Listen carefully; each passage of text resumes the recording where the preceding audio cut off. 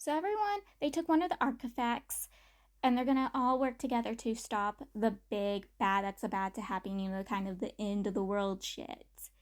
And this is the moment that the male lead's been working for this entire time. The moment he's been trying to mansplain, gatekeep, gaslight the main character into literally dying with him, sacrificing with him. All this shit the male lead's been pulling the strings on everyone is this very exact moment so he could have the main character die in his arms with. He decides that no, the main character is not gonna die with him. He's not. He decides instead he pulls the main character into a good wrenching kiss and tries erasing all of the main character's memories like the POS he is. Because again, he's not done manipulating the main character at the very last minute, even though he literally repeatedly gets yelled at by the main character for it. He doesn't learn his lesson. He still tries to the very last moment manipulate the shit out of the main character by erasing the main character's memories so the main character won't be sad after he's dead. Which, come on, bitch. Why do you gotta be a bitch even to the very fucking last minute? You gotta hurt your man even to the very last moment? Yeah, he wouldn't be hurt if he has no memories of you. But you know what? Fuck you. Fuck you.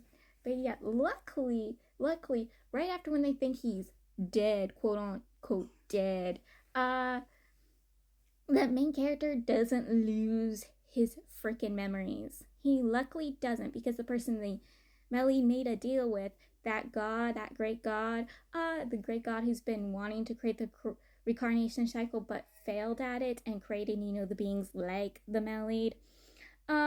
He is 10 times smarter than the Mellied. When the Mellied was 10 steps ahead of his brother, this bitch was 100 steps ahead of the Mellied. Like, he knew this shit was about to happen and found a way so the Mellied could live and fix and involve the reincarnation cycle to the way it's supposed to be and get rid of all the Mellied species outside of the Mellied. Yes, they're not completely gone, they're like gone, but still everywhere. Yeah. So, and the main character, he becomes his godhood again. The main character is completely a god. The male lead is technically, I'm pretty sure, a god. But yeah, they're both alive, and neither one of them had to be sacrificed for it. But let's just say the main character was not happy with the male lead. The male lead was comatose for a while, literally comatose, and the main character was there by his side the entire time he's comatose. But once he woke up, the main character's like, I ain't talking to you, bitch. I'm not being anywhere near you. And this goes on for a while, but luckily the main character's coworkers are like, bitch, just talk to your husband. Stop running away. Be by your husband's side. We all know you want to be by his side. Even help the male lead get alone time with the main character. They know these two need to be together and they just stop having to run around each other. And also, the male lead needs to stop being so mansplaining, gatekeeping, gaslighting for once in his little life. Also, again, one reason the male lead was able to survive was because of the newbie. So, this entire time, typically mostly book 2 and book 3, I think it's mostly just book 3. I've been reading this book all day.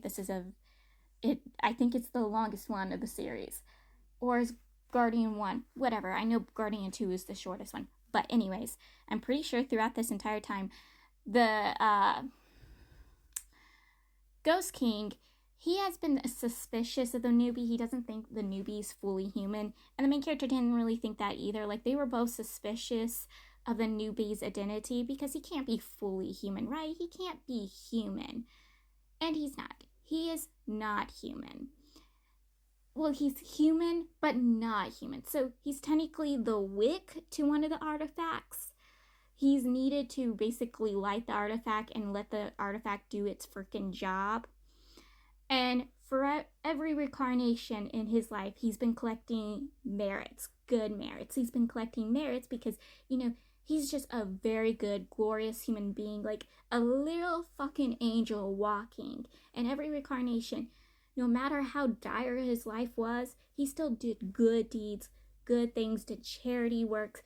And over fucking time, he was able to collect all the fucking merits, even more than the person who was literally a mother figure, sister figure to the main character in his past, more merits than this woman, or equal to the merits of this woman, enough to basically set the artifact to literally save the male lead's life and set everything the way it was supposed to be, and what the god the male lead made a deal with wanted things to be, how everything he wanted it to be.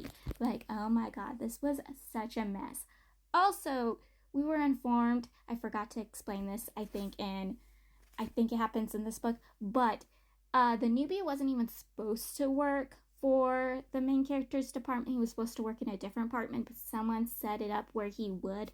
And I can't remember, even though I spent all day reading this book, I can't remember if it was the male lead or the god who made the deal with the male lead.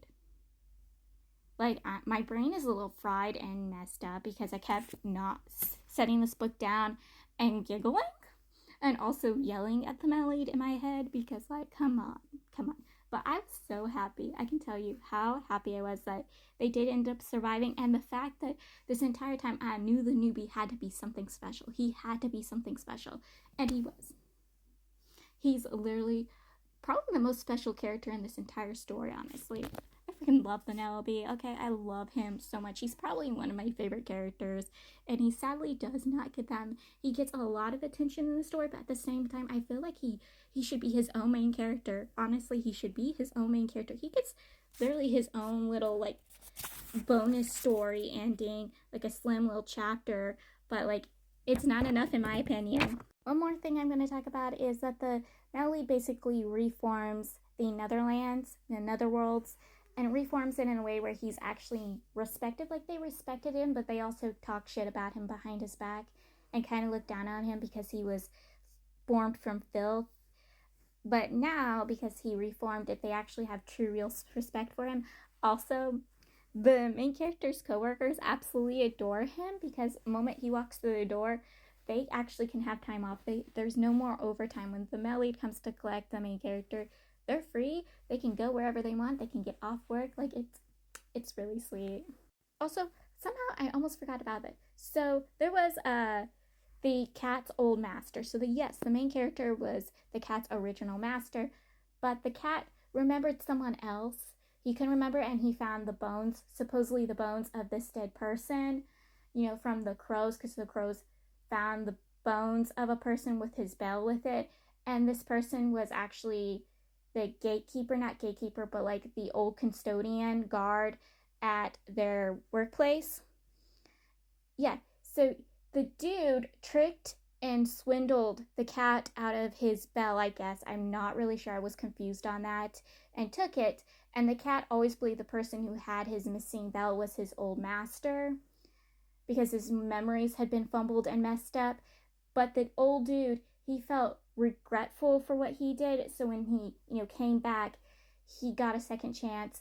And he decided once he saw the cat working at the main character's force, he decided to join the force and make up for it by taking care of the cat, by spoiling the cat, pampering the cat, just like the main character does. And once the cat realized this person was the same person who swindled and tricked him and made him believe he was his old master, he's not very pleased with him anymore. He's not willing to take sweets from the person or let this person pet all over him like he used to. And the main character, though he's allowing the person to still work there, he's still wary of the person for what the person did to his cat, his beloved cat.